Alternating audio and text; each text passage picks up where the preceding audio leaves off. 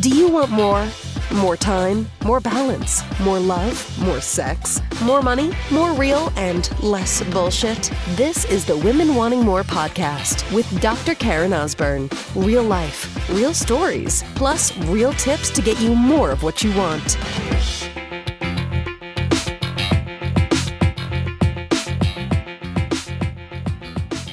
So there's this way that people used to describe me. I want to put a label on what I do as a coach because it was just kind of the way that people understood it. And it was a term that used to really trigger me, like it irritated me because I had a story of what that label meant. And the way that people often describe me is life coach. And I would go, no, that's not me. I'm a mindset mentor. Like, it's different, right? And so here was my story about life coaches, okay? If you are one, by the way, if you've gotten, great success with one, if it's been really helpful, you think it's great and everything, please know this is not a knock on you, but this is just me simply sharing of this is the story I used to have. And so it was kind of like this, because this is, again, what I would see or what I interpreted, and it's not right or wrong, it just was. So life coaches I would see would be, again, my story, which was, you have this problem, it'll all be okay. Let's just do some affirmations, think positive. Don't do this. Doesn't feel right. Like, just don't do it if it's uncomfortable. Like, you don't want to do it's too much. Like, that's the whole thing I had about it, where I was in a space where I'm like, what do you mean? Just do the fucking work and stop making excuses and, thinking that it's just simply about pushing yourself and discipline and all that kind of stuff, right? And as I was reflecting on stuff, because when I say to people I'm a mindset coach or a mindset mentor, they kind of like cock their head to the side, kind of like, oh, what's that? What? I mean, mindset, right? And here's the reason why that I guess I really am a life coach. It's so funny. And it's so funny how we have stories about stuff and the thoughts and belief patterns that we have that it's like when we wake up from the illusion and the dream of it all, we go like, oh, man, that's funny. I used to piss the hell out of me. And you don't have to beat yourself up, right? You don't have to go like, oh, well, I shouldn't have done that, or I did the wrong thing, and, regret and all that kind of stuff. It's like, you just did what was best at the time. That's the belief I had, so that's what I went with, right? Like, there's nothing, I don't have to create a story about the story now. I'm just making it worse. But what I'm really learning now, and what has been my spiritual path over the last year is that, and this is really the way that our brains work, okay? So we're going to talk about this for just a moment. Your conscious mind, right? You saying, I'm going to decide to do this. I'm going to choose to do this. Like what you think, right? What you consciously are aware of is 5% of our behavior. 5%. 5%. 95% is subconscious. It is the patterns and the programs that we were shown, that we grew up with, that specifically from 0 to 7 is imprinted in us, that we don't even know that we are running on. 95%. 95%. That's crazy. I mean, when I started to really understand this and learn this, it was like blowing my mind. And so it's like, it doesn't matter if you're like, your 5% is like solid, right? You're like, I got morning habits, and then I do these things, and then I'm really focused on my goals, and like, right? Like, I got this, and I'm gonna, whatever it takes. 5%. Meanwhile, the 95%, the lion's share of us is going, oh, you're so cute. Look at you pushing yourself so hard. Well, here's the thing. I own pretty much almost the whole fucking pie. So I'm going to let you run at your 5%, but I'm going to take you down. You know the stories we talk about, right? You're not good enough. You suck. You're fat. You're not beautiful. Nobody will love you. You'll never be ready. You'll never have enough money. You suck as a mom, a wife, a woman, a sister in business. Who are you to do those things? The conversations that we have, the things I whisper in your ear. Yeah, that's going to take out what you do. So just so you know, it's so cute that you think. It's like David and Goliath, right? It's so cute that you think you can take me down, but good luck with that.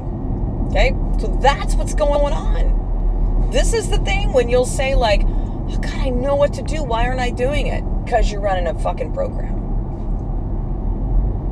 Because you were running the program that you don't even know that you were running on. All of those things. All of the fears and the patterns that have been taught to us. Now, this is not a thing about bashing your mom, your parents, or people that did things to you that were not good. We'll maybe even use the word wrong, disrespectful. They hurt you. You've been through trauma. You've been through some awful experiences, possibly. They all brought you to here. It's tough, right? It's tough. They all brought you to here. You don't denounce those things.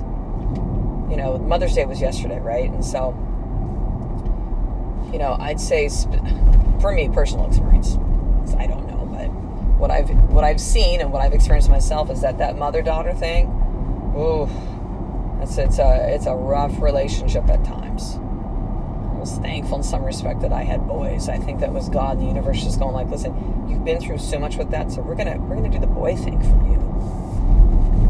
It's a little bit different experience, but I had a rough relationship with my mother from what I've really been learning too from the beginning of life.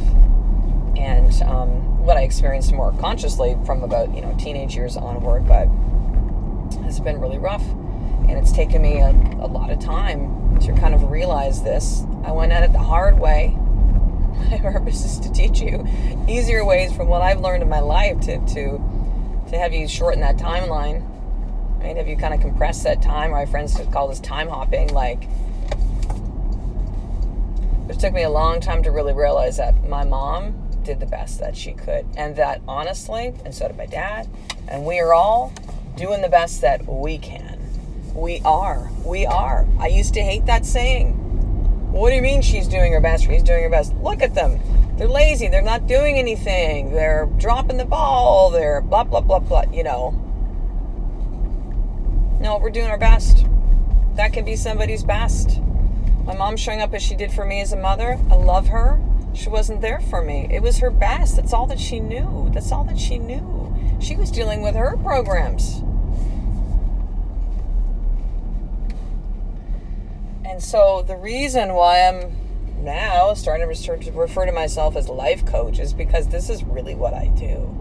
The mindset stuff are pieces of it. Yeah, there's a way to sharpen your mindset. There's a way, but there's a bigger way to begin to shift the subconscious patterns that do involve some habits and mindset and getting over it and being aware of it. Like the way to really begin to shift that subconscious program is to be aware of it. Eckhart Tolle talks about this in his work of, just being present, or if you're not present, it's just suddenly being aware of it. So I had last night I started to kind of like run a program about something, about somebody in my life, and this means this and this means that. And then I literally was just like, oh, I'm running the old program. Got it. I see it now. I didn't see it before, but I see it now. I notice it, right? So the beginning is that, but this is why, because this work, this is what this is really morphing into, this work of being able to be there for you as a life coach in whatever way that serves you. For some of you, it'll only ever be the podcast, and that's fine. For others, it'll be some of my online program. For others, it's going to be, some of my, like a free Facebook group, like the Journey to Feminine. For others, it'll be like, no, I'm going to come out to your next event, which I will be starting up again later this year, later 2019. Very different from the ones I've ever run in the past. Or yes, I do want to do group coaching. Or yes, I do want to do one-on-one coaching. And I'm ready and willing to invest and start this process. Because it really is about life. It's about understanding the subconscious programs. It's about this healing process. It's about learning how to be present. And, setting goals over 90 days and stuff, that's great. But if you don't have the foundation of all the other stuff, it's going to bleed into your relationships, your marriage, the way that you parent, business, your health, the way that you show up for yourself. And so this is why I can see so clearly now of the women that I've coached over the last 3.5 years, which have been great, amazing. And some women that I can see that continue to do the work and continue to, move through things and continue to grow and expand and all of that. And some that kind of never do. And that's okay. I don't say this is any kind of judgment whatsoever. Or why some would kind of be coming back again and again and again. And I'd be like, oh man, when are you going to get it? I now clearly see it's because of all of this other stuff. So, you can listen to a podcast and be like, yeah, this makes sense, right? Or you could do one-on-one coaching for a period of time and invest the energy and time that's required and the money that's required for that. You could come to a live event and be an immersive experience for a couple days and really boom, big shifts. And then eventually, if number one, the work doesn't continue, if number two, there isn't an understanding of when you begin to run the program, the subconscious stuff, and the steps that are needed to move through that, it'll just be self-sabotage over and over again. And you get deeper into it because then you start to beat yourself up because then you're really aware that you're doing it. Like, oh my God, I'm doing it again. I just did it again. I shouldn't say you're aware of it. You're aware of it maybe after the fact. Or then you start to drag into, well, this person may be, and it was because of this life experience, and you point outwards, and you forget that it's you. You're the common denominator in all these things. Which means that you are the only one that you have any kind of way to impact and shift the external experience of your life. Because others are going to say what they say, and they're going to do what they do, and even the people closest to you, you love the most. And the thing is too, here's the secret of this one, sister. If you really want to know, the way to really impact somebody the most is not by telling them or judging them or criticizing or say, read this book or do this thing or say, once they change, then I will. It's you changing. This is what Gandhi meant in Be the Change. It's you be the change. There's a ripple effect by people seeing and energetically what changes the vibration of you when you do this, when you begin to remember who you are, when you begin to really do this work on being present, when you begin to be more in a state of love than in fear and ego, and when you begin to be aware of this, this is how the program begins to stop, and this is how the cycle ends with you, and you don't keep passing on the stuff to your kids. This I see is the work that I do now. It's big. It's way bigger than setting goals for 90 days. It's way bigger than that, sister. And so I see and I understand now why I've gone through the experience I have for the last year or so. It's so I could go through this so I could begin to teach it to you. Because this is about coaching you for life. So, hell yeah, I'm a life coach. Damn good one. One who's been through a lot of experience as I turned 50 in a year and a half. Yeah. So I'm a life coach, and that is absolutely perfect. That's the way it is. So here's your more tip for today. What label you're placing on yourself that's limiting you? What's the label that you're placing on yourself that's limiting you? And what's the label that people are placing on you that maybe you have a story about? And, triggers you for some reason. I mean, listen, I used to have a story too, but people are like, oh, you're home with the kids. I'm like, no. I have a business and I have children too, but I have a business. I had this story about what it meant if you stayed home with your kids. And it was, again, silly. But it's funny, if we just kind of shine a light on some of these things, then we start to really be able to see it for what it is, right?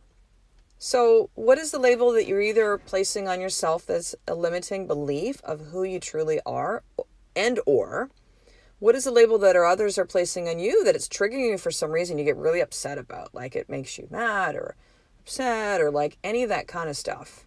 And I want you to journal one or both of these ones to see.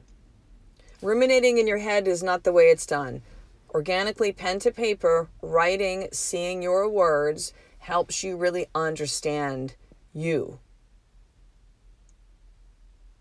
Which is what I really see is our purpose in life, is to remember who we are and to be who we are.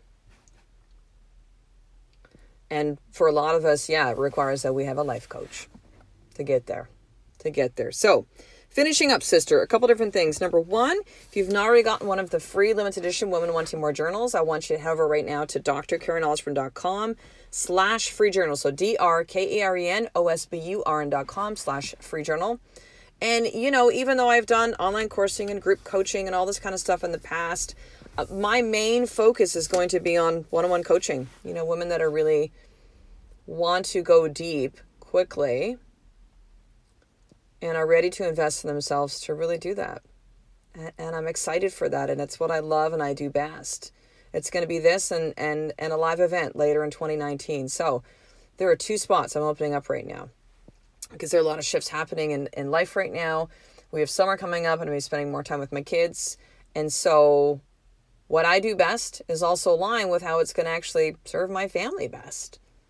But my superpower really is one-on-one. It really, really is. So if you would like to have one of the 2 to maybe 3 spots that I'm going to open up for one-on-one coaching right now, then I want you to email me, drkarenosborn@gmail.com, and I will send you an application to begin the process. So drkarenosborn, drkarenosborn@gmail.com, and just say, yes, Karen, I'd like to apply for one-on-one coaching because it is my application. Because I want to work with you if you are really excited to do this work. And if you're not, you want to listen to the podcast, you want to follow me on Facebook and Instagram, beautiful. It is all good, sister. But if one-on-one coaching, or you've been wanting to, or maybe you're a former client, you're like, oh, I just really got to do this, or this kind of work that I'm talking about now, you're like, wow, this is really what I want. This is really what's going to help me. The benefits of one-on-one is we can go deep really quickly. For some of you, you're afraid to open up around others. So it'll be you and me on the phone, audio, and/or I would prefer to do video because I'd like to be able to see you, you see me. And I would explain how that all works. So again, just email me, drkarenosborn@gmail.com. Say I'd like to apply for one-on-one coaching, and we'll begin the process. So I will talk to the next episode, sister. A life of more is one step away from you dropping the stories and beliefs about the labels every single day. I love and appreciate you. To get the show notes of each Women Wanting More episode, including the How to Get More tip, subscribe to the newsletter at drkarenosborn.com/newsletter.